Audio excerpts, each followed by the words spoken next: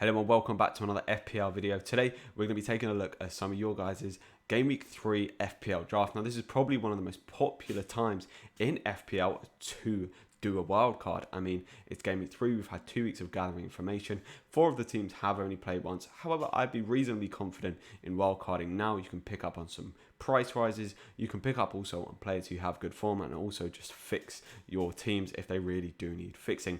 I'm really trying to push for 100 subscribers. I know that 90% of you watching this right now aren't actually subscribed, so if you don't mind hitting that button, it'd really help me out. And without further ado, let's go straight into this. So the first wildcard draft comes to us from DMV Spurs. Thank you for submitting your Game Week 3 wildcard draft. Now, firstly, in goal, we're looking at Matty Ryan. I think he looks like a pretty decent option. Brighton this year look like a very, very solid defence. Ben White back there, now playing in that kind of 3 at the back, a very good addition. They've got 3 absolutely massive centre-backs with Tyrick Lamptey at right back and Solly March kind of playing left wing back, or Tyrick Lamptey at right wing back as well, who looks like an absolute ball. I think Ryan is a good option, potentially a bit better than McCarthy. I think Martinez also for Aston Villa. It depends what you're looking at in terms of goalkeeper, but as a long-term option, I think Ryan and Martinez look like very, very good options. We also have Burnley, Taylor. I mean, Burnley did just concede 4 to Leicester, but for them, clean sheets, them at home, they're usually very solid and you can rely on them for clean sheets. They've got a couple of good fixtures coming up, so I do reckon they can come in with a few clean sheets. Just don't be expecting Taylor to be getting assists every week like he did this past game week. Then for the rest of the defence, we see that there is no Trent or no Liverpool assets. However, Saiss in there is very good Wolves cover. I think Wolves will be picking up plenty of clean sheets. I actually think they're going to be one of the best defensive assets this year. I mean, they look so solid playing that 3 at the back. Bolly, Cody and Saiss look incredibly good together. I mean, they had an incredible record. Once Bolly was back, I think Saiss was also back last year. They had a very, very good defensive record. I tripled up on them last year and they look very good. Keane for Everton. Everton look reasonably solid at the back. They did concede 2 goals against West Brom, but those 2 goals were from like 30 yards out. 2 long shots. I mean, the second one was an incredible strike. The first one, I think Pickford could have done better. But also consider looking at Coleman as well, because Keane obviously is not going to be scoring every week. But from corners, he does provide a goal threat. Then, as previously mentioned, Tyrick Lamptey looks like a very, very good option as well. He gets bombing down that wing. I mean, there was a point where he was actually the highest player on the pitch in that Newcastle game, bombing through on goal. The double up on the Brighton defence is a little bit brave, maybe. Having a double up on the defence like with a team like Brighton, it could offer good value and it could just punish you. And Justin playing at left back as well for Leicester. More touches in the box than Jamie Vardy, an incredibly good option. Obviously you want to bench for the Manchester City game though. Now this midfield looks like the stuff of dreams. I think we have a few other drafts that have a similar kind of midfield to this. Zaha for me, I mean, absolute ball on that. He's playing as a striker but is a midfielder on FPL for only 7 mil. Could provide some really, really good value. Then we have James Rodriguez. Whether he'll continue to do what he's doing, he plays 2 very good defences in Brighton and Crystal Palace coming up. However, they could easily pick them apart and Rodriguez could pick up some assists or even another goal. KDB, Son, Salah, those 3 are incredible. I mean, yeah, I can't say anything more than that really. And then we have the 3 up front of Bamford, DCL and Jimenez. For me, Bamford is all hype. I think he's pooky at the moment, but if he can, I think he'll have a good first 5 to 10 game weeks and then be poor after that. But I mean, if you're picking up now with the hype, with the price rise, I think it's a good time to pick him up. But also, definitely think about that he's probably not a long-term option. So in terms of this team, I'm going to go for an 8.5 out of 10. A very good team, a very, very nice looking midfield. However, the reason it's not a tiny bit higher, it's no Trent, no Robert at the back. I personally still do think that it's very punishing not having these players, but I guess it allows you to get such a good midfield and a decent little attack as well. Now we move on to the next team, brought to us by Psychological_Stage 2. Thank you for submitting your team. I know you were in the last one, so I hope you enjoy this one as well. So we have James Rodriguez and Calvert-Lewin up front, very good options. Obviously I've talked about Ryan. He's got Trent in there, which I really I like people keeping faith with Trent. He's on corners, he's on corners, he's on free kicks as well. All it takes is one game week where he nabs an assist, he grabs a goal, and all of a sudden everyone's flocking back to get him. It will take an assist or a goal and a clean sheet, and all of a sudden you'll be flying up those leaderboards. Mitchell, an introduction that the last draft did not have, an incredible option. I mean, if you had him in from the start for only 4 million, now only 4.1 million, incredible option. We still have no kind of injury update on Patrick Van Aanholt, and Mitchell, I mean, he's playing well enough to keep that spot. So he's a very good option going forward. Palace have decent fixtures. Even against Everton, they could potentially keep a clean sheet. I like the fact that, you know, you've got DCL and Calvert-Lewin, and just providing yourself a little bit of coverage with Mitchell, I think is a good idea. Obviously, you want James Rodriguez and Calvert-Lewin to be the ones bagging all the goals, but you're giving yourself a little bit of a reprieve with Mitchell there. And in the midfield, the one thing I don't like about this midfield is no Kevin De Bruyne. For me, the best player in the Premier League, he has to be in the team. He's on penalties. He's going to pick up plenty of assists, equaling Henry's record last season. And I mean, the guy is just an absolute machine. You can see him picking up. I'd almost think that he's guaranteed an assist every single game. If you look how sharp Manchester City look, especially him, with the way he was driving forward, he easily could have got more assists, more goals in that game. So I definitely consider Kevin De Bruyne in this team. I think Click as well in the midfield.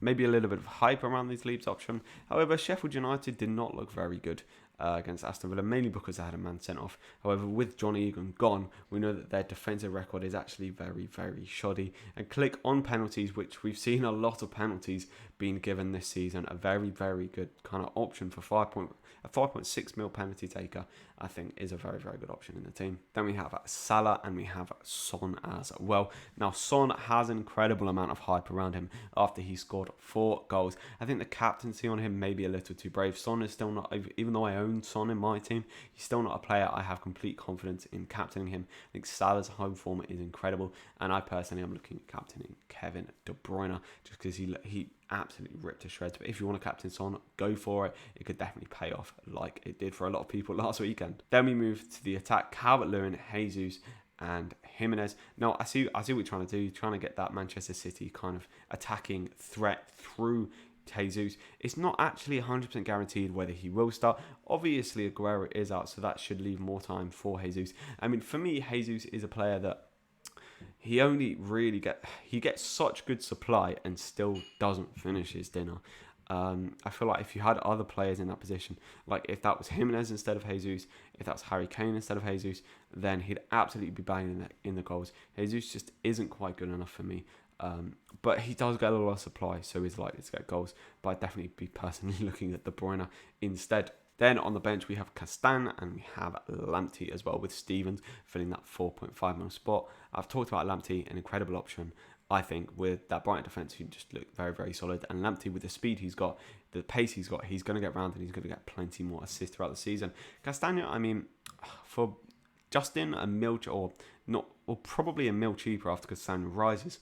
I mean, I just see Justin as a better option, to be honest. Castagna has picked up 2 assists and a goal. I mean, Justin for a mil cheaper has picked up a goal and an assist, and Justin's getting so far forward into the box that for me it's a no-brainer. Obviously, when Ricardo Pereira comes back, you know, it could be a problem for Justin, as I think Castagna will play over Justin. Although Justin's been playing on the left-hand side, and Ricardo Pereira's natural position is the right-hand side, so that kind of leads me to think that it would be Justin playing on the left and Ricardo Pereira playing on the right if he does come back. Or, you know, Ricardo Pereira gets very far forward, he could end up playing as a winger. So what am I rating this team now with the lack of Kevin De Bruyne? It's going to be hit a little bit, although I feel like the overall base of the team has been very nicely worked. The attack looks very, very good, along with the defensive options. So I'm going to go for an 8 out of 10. Next, we move on to Orange Baller. Thank you very much for submitting your team. Now, in this draft, what I really like about this draft is that you kind of moved from defense,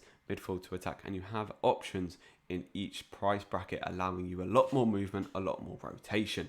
In goal, he's gone for Vicente Guaita. For me, a player that has been very, very overlooked. He's already picked up 13 points this season and has some very good fixtures to back up picking him. Now, for 5 mil, he's a little bit more expensive, but in that bracket, it looks like probably the best option at the minute. You also have Martinez for Aston Villa if you need to free up a 0.5 or potentially 0.4 mil now that he is getting a price rise if you don't manage to get him in that time. I'd potentially, if I were you, look at bringing Martinez until Friday and then making the final decision over Martinez or Guaita, just because you don't want to lose out on that price rise if you do then decide that you want Martinez. Then in defence, all these players I have talked about: Wolves at Gray, Trent Alexander-Arnold's going to pick some goals and assists off, Justin obviously gets very far forward. Just a nice, solid defence covering all the different kind of price brackets. Midfield, we've seen this build before. Son, James Rodriguez, Salah, Kevin De Bruyne.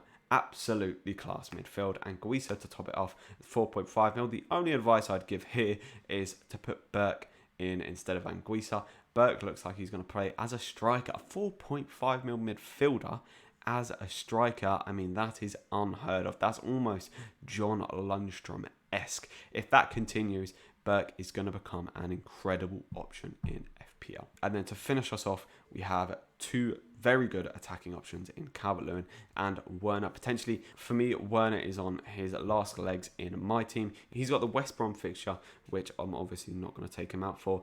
And I think no matter what happens with him, Jimenez is coming in because Jimenez has just shown to everyone this season, not that he's necessarily a must, but that he can just do it on a consistent basis against whoever. And with the fixtures that Wolves have, Jimenez for me will become a must. So what am I rating this team? You've covered all the bases from defence to midfield to attack. So I'm going to go for an 8.5 out of 10. So this team is brought to us by Evandinho. Thank you for the submission. Now this one was kind of jokingly brought to me as a kind of template team in terms of these were the players that played very well in the last game week. So it's going to be what a lot of people put in their team. So I thought, you know what, let me take a look at at this team and give it a rating and see how it kind of fares. Now in defence, we've obviously got the double Burnley. We've got Dunn, 4 mil, he scored. Obviously a decent option for the next few game weeks with Burnley's fixtures being so good. However, as soon as Tarkowski comes back from injury, Dunn is going to be straight out that side.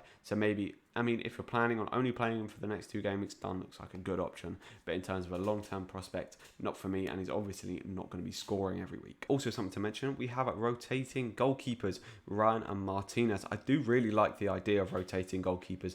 4.5 mil goalkeepers. For me, rotating is an extremely good thing. I did it towards the end of last season. I haven't done it at the start of this season because I just couldn't find 2 4.5 mil goalkeepers who rotated good fixtures, to be honest. McCarthy and Ryan, you could potentially do that with.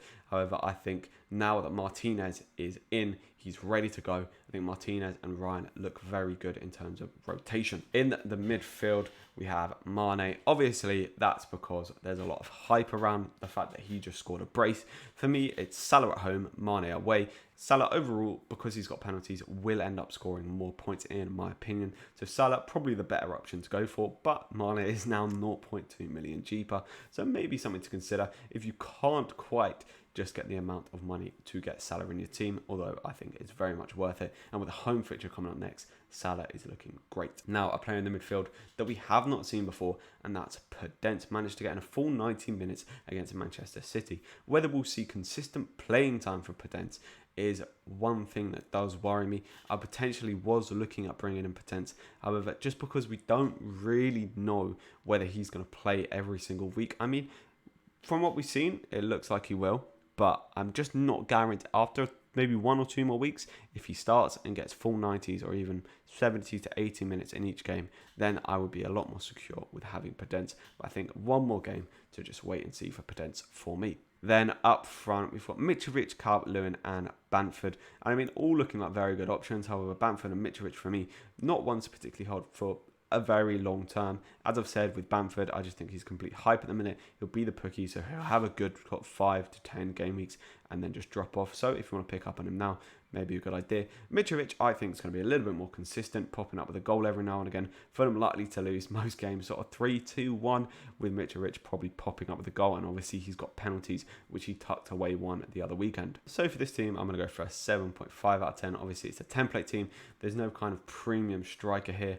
And it's also a little lackluster in defence. But I think overall, it's a nice base and a nice little template to go with. So bringing us on to our final wildcard draft, brought to us by happy_guy23. Thank you for the submission.